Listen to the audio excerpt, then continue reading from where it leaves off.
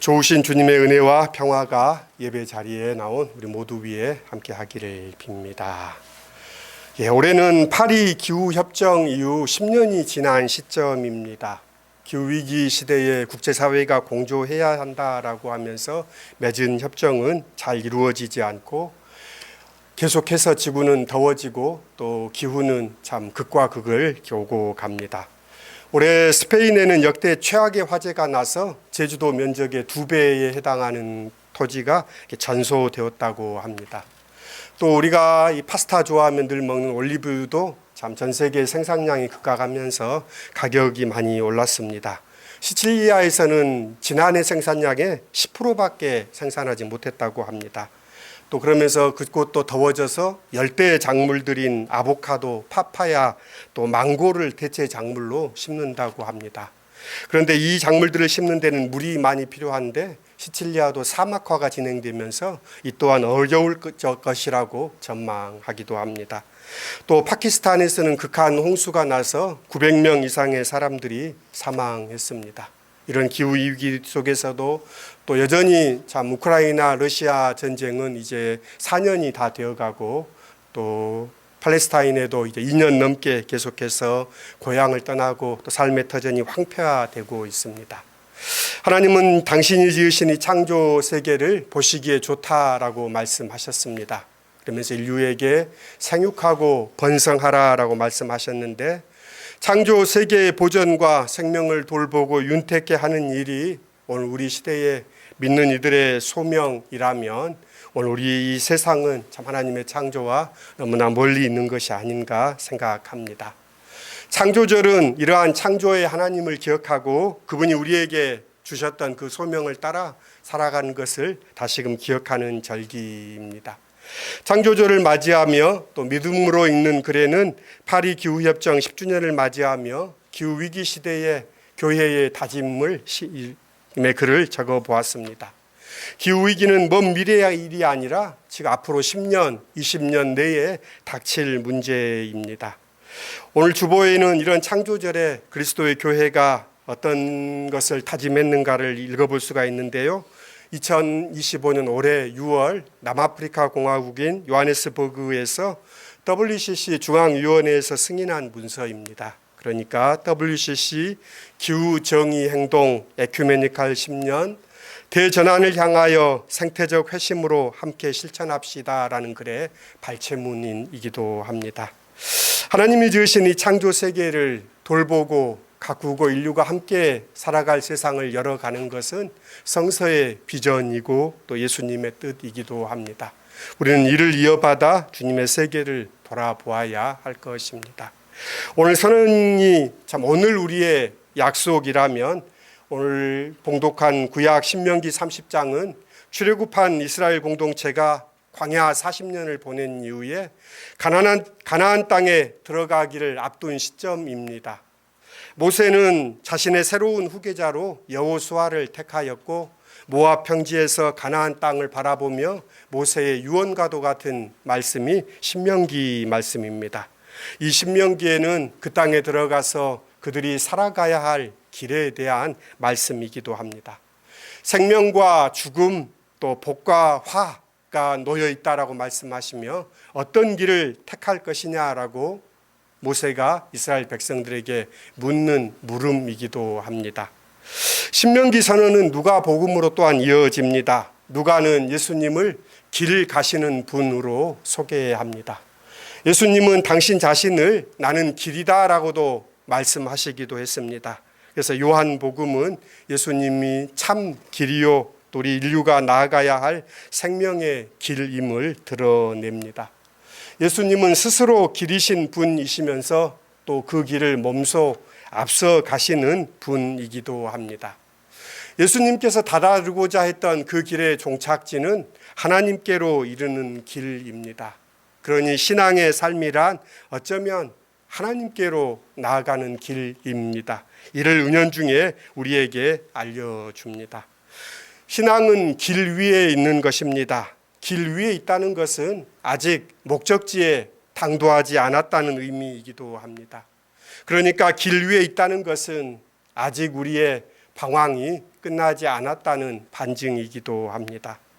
괴테는 파우스트에서 이렇게 이야기합니다. 인간은 노력하는 한 방황한다라는 이 명문을 남기기도 했습니다. 그러니까 인간됨의 본질이기도 합니다. 끊임없이 길을 모색하고 그 길을 나아가는 인간으로서의 사람의 본질입니다. 갈릴리에서의 예수님의 사역으로 많은 이들이 예수님께 높은 기대감을 가졌습니다. 그래서 예수의 예루살렘 길에 동행하는 사람들이 많았습니다. 예루살렘 여정 시초부터 예수님을 따르겠다고 모여든 사람들도 있었습니다. 또 여정 중에 예수님께서 행하신 가르침, 또 그분이 행하신 일들로 인해 사람들은 점점 더 많아졌습니다. 동참하는 사람의 숫자가 많아진다는 것은 그 자체가 힘이고 또 자원이고 큰 가능성을 내포합니다. 그래서 거대한 행렬은 더 많은 사람들을 합세하게 하는 흡입력을 가지게 마련입니다. 군중이 많아지게 된 근거는 오늘 이 누가복음 직전의 말씀인 14장 말씀에서 찾을 수 있습니다. 잔치를 차려놓았지만 원래 오기로 한 이들로부터 참여하지 않겠다는 통보를 받은 주인은 종들에게 시내나 거리의 길목이나 또 외딴 길, 산울타리 어디를 막론하고 가서 누구든지 데려와 잔치 자리를 채우라고 명령합니다. 잔치에 참여하는 이들에게는 어떤 자격이나 조건도 요구하지 않습니다. 잔치 자리를 채우는 것이 주인의 열망이었기에 어떤 사람이라 할지라도 이 잔치에 오는 것이 허용될 뿐만 아니라 강력히 오라고 공고하고 있습니다. 그들은 와서 먹고 마시고 즐거워하기만 하면 됩니다. 이 비유의 말씀은 수많은 무리가 예수와 함께 가고 있다는 정황과 연결됩니다. 말하자면 잔치 자리가 채워지고 있는 것이고 또 이 잔치에 참여하는 이들을 무리라고 부릅니다. 마태복음은 예수님의 마지막 말씀이 너희는 가서 모든 민족으로 제자를 삼으라라는 말씀이 예수의 최종 명령이었다고 전합니다. 예수의 부름은 예수와 같이 있는 무리가 되라는 것이 아니라 예수의 제자가 되라는 부르심이라는 사실은 누가복음뿐만 아니라 복음서 전체에 일관성 있게 강조합니다. 10여 년 전에 유명했던 카일 아이들만의 팬인가 제자인가라는 책, 원제는 not a fan이라고 해서 팬이 아니다라는 의미인데요. 예수를 따르는 것은 팬이 되라는 것이 아니라 제자가 되라는 말씀을 이 책은 이야기합니다. 팬은 좋을 때는 활용하지만 좋지 않을 때는 야유하고 언제든 자리를 떠나버립니다. 그러나 제자는 끝까지 따르는 사람입니다. 예수의 팬이 되라는 것이 아니라 예수의 제자가 되라고 성서는 우리에게 예우구합니다. 실제로 예수께서는 많은 무리가 자신에게 모여드는 상황을 깊이 하시기도 하셨습니다. 오병이어의 기적을 경험했던 무리들은 예수를 자신들의 왕으로 삼으려 했습니다. 이러한 사람들의 움직임을 미리 아신 예수님은 제자들을 재촉해서 먼저 떠나보게 하시고 자신도 무리로부터 물러나서 산속으로 홀로 가셨습니다. 수많은 무리를 흩어버리신 것입니다. 예루살렘으로 가는 길에 많은 무리가 동행하고 있는 이 상황 역시도 그렇습니다. 오늘 봉독한 본문에도 따르겠다는 이들에게 너희는 능히 내 제자가 될 수 없다라는 말씀을 26절 또 27절 33절에 반복해서 예수님께서 말씀하십니다. 이 분위기는 상당히 부정적입니다. 주님은 수많은 이들이 함께하고 당신께 나오는 상황을 우려하고 있는 뉘앙스의 말씀입니다. 예수의 잔치에 참여하는 것과 달리 예수의 제자가 되는 것은 엄격한 조건이 존재하고 상당한 비용을 치러야 한다는 의미로 읽힙니다.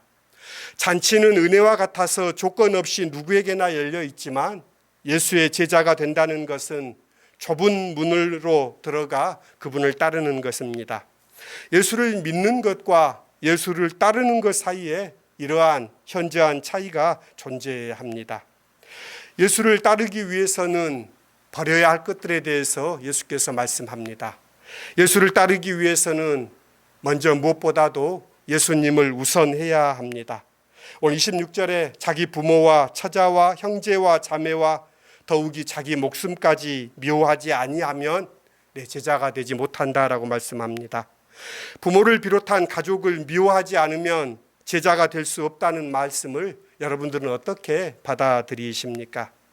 이 말을 그대로 받아들여 예수를 따르기 위해 부모와 처자와 형제와 자매, 심지어 목숨마저 버린다면 이는 성서를 잘못 읽은 것입니다. 그럼 이 본문을 어떻게 이해해야 할까요? 원수까지도 사랑하라고 하신 예수께서 가족을 미워하라라는 말씀은 모순처럼 들립니다. 가족을 미워하면서 누구를 사랑할 수 있다는 게 말이 됩니까? 가족을 미워하라는 것이 적절한 요구가 과연 될 수 있는가? 실제로 가능한 일인가 하는 물음도 생겨납니다. 미워하다라는 말을 증오하거나 적대한다는 의미가 아니라 성서에서는 보다 덜 사랑한다는 뜻으로 이해하면 됩니다. 야곱이 자신의 두 아내 중에 라헬은 사랑했고 레아는 미워했다라고 성서는 번역했는데 레아를 미워하고 적대했다는 것이 아닙니다. 레아를 싫어했다는 것이 아니라 라헬에 비해 덜 사랑했다는 말입니다. 야곱과 레아 사이에는 7명의 아이가 태어날 정도로 야곱과 레아는 사이가 좋았습니다. 레아는 끝까지 야곱의 첫 번째 아내였고 야곱도 장사될 때 라헬이 아니라 레아와 함께 장사되도록 유언합니다. 그러니 야곱이 레아를 미워했다는 말이 아니라 라헬에 비해 덜 사랑했다라는 말로 이해할 수 있습니다. 불을 던지러 왔다고 말하면서 예수로 인한 사람들 사이에 불화에 대해서 언급하신 것도 같은 맥락입니다. 가족을 미워하라는 것은 가족을 사랑하지 말라는 의미가 아니라 예수를 사랑함이 가족을 사랑함보다 더 우선되어야 한다는 말씀입니다.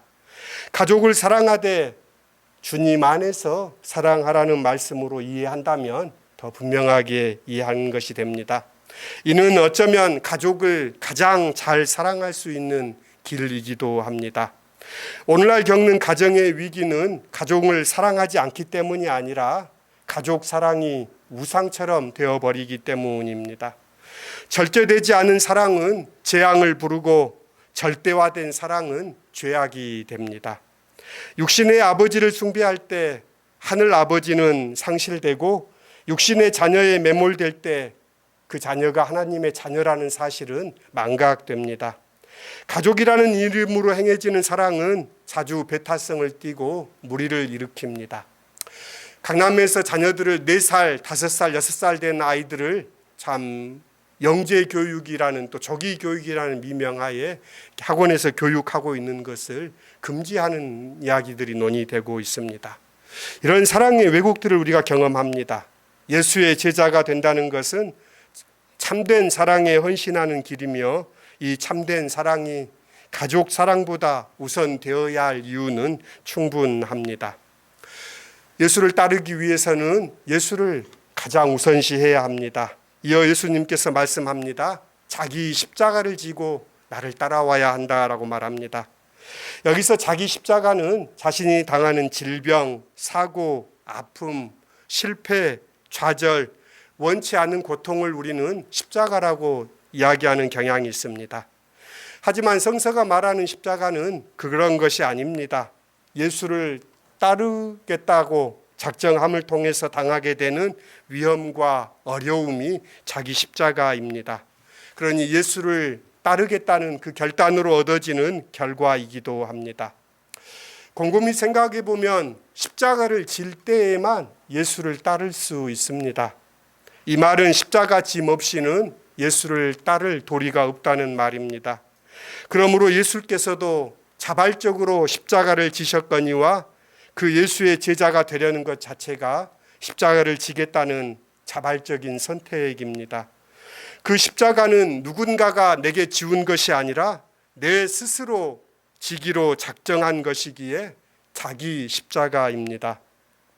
오늘 성서 일과의 병행 본문인 빌레몬서는 그러한 자기 십자가의 구체적인 예가 나옵니다. 사도 바울은 빌레몬에게 보내는 편지에서 도망친 종 오네시모를 빌레몬에게 형제로 받아줄 것을 권고합니다.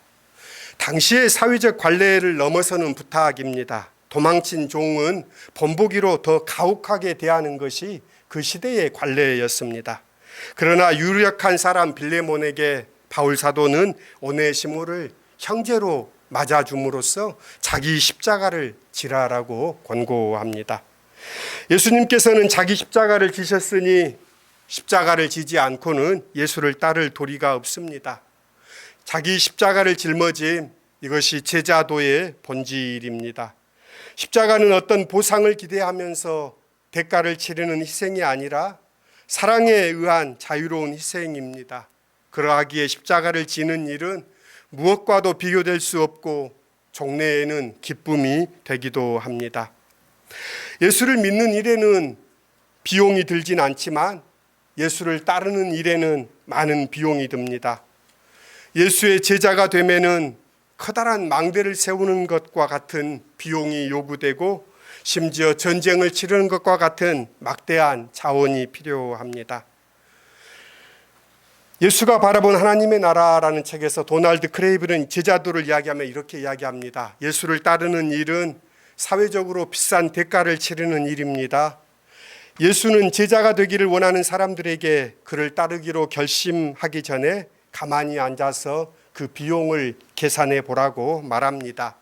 그렇지 않으면 그들은 조롱당하고 혼란에 빠지며 허망하게 끝나게 될 것입니다.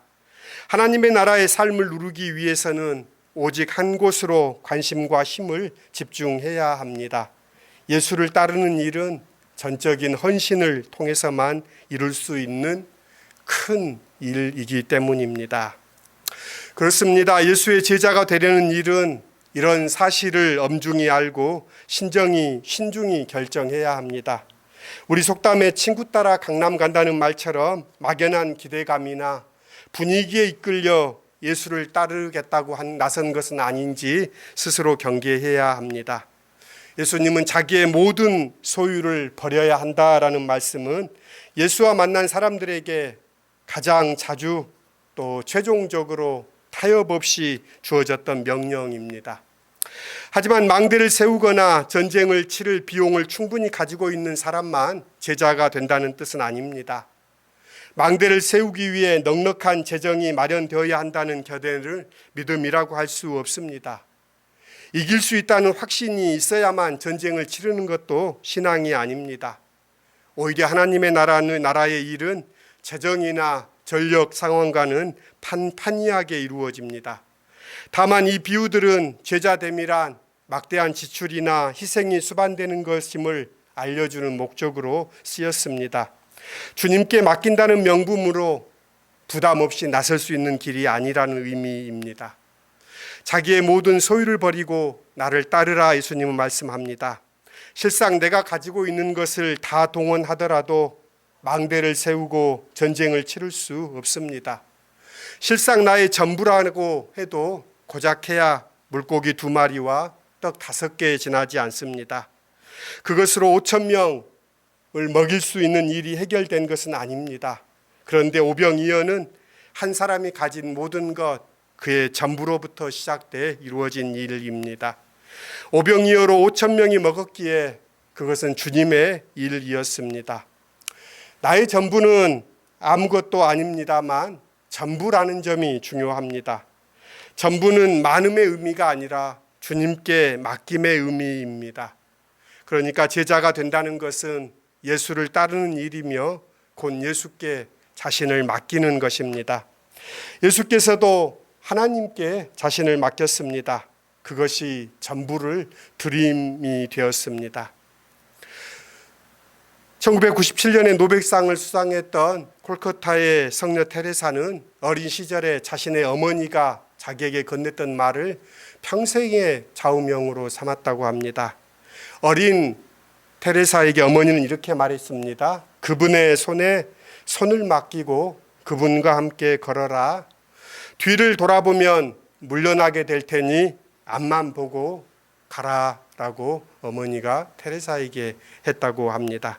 어린 소녀는 그 말을 평생의 모토로 삼았다고 합니다. 그분의 손을 잡고 그분과 함께 뒤돌아보지 않고 앞을 보고 계속해서 가렴 그 말을 듣고 주님의 길에 나섰던 그 여인을 생각해 봅니다. 제자가 된다는 것은 예수님의 손을 잡고 그분과 함께 나아가는 것입니다. 예수께 자신을 맡기는 일입니다. 예수님께서도 아버지께 자신을 맡기셨습니다. 주님께 맡긴다는 믿음은 전부를 드림으로 구체화됩니다. 그래서 예수님께서는 제자를 파송할 때마다 아무것도 몸에 지니지 말라라고 말씀하셨습니다. 모든 것을 버리라는 것이지요. 모든 것을 하나님께 맡기라는 뜻입니다. 가족을 미워하고 자기 목숨도 미워하고 소유를 버림과 같은 차원의 말씀입니다.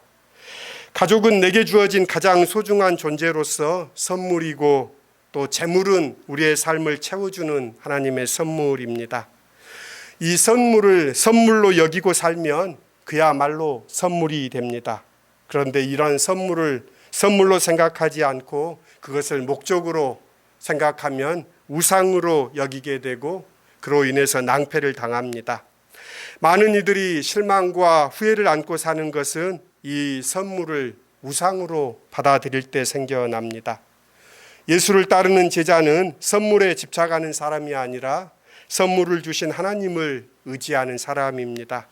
그럼으로써 은혜를 자신의 것으로 삼으려는 것이 아니라 은혜를 주신 하나님을 따라 살아갑니다.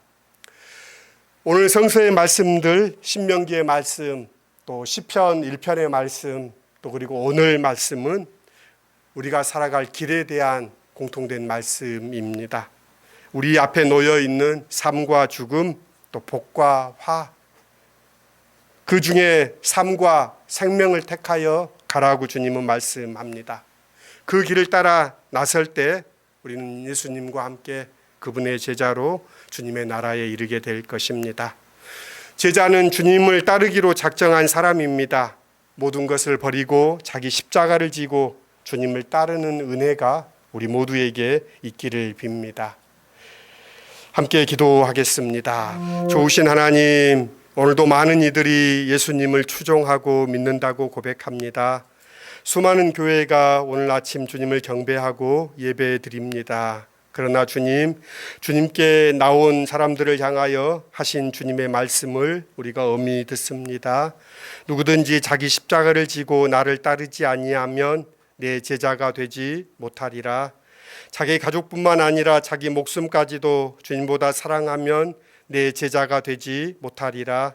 자기의 모든 소유를 버리지 못하면 내 제자가 되지 못하리라. 오 주님, 주님을 따르기를 원합니다. 주님의 제자가 되고 싶습니다. 우리의 길을 이끌어 주십시오. 예수님의 이름으로 기도드립니다. 아멘.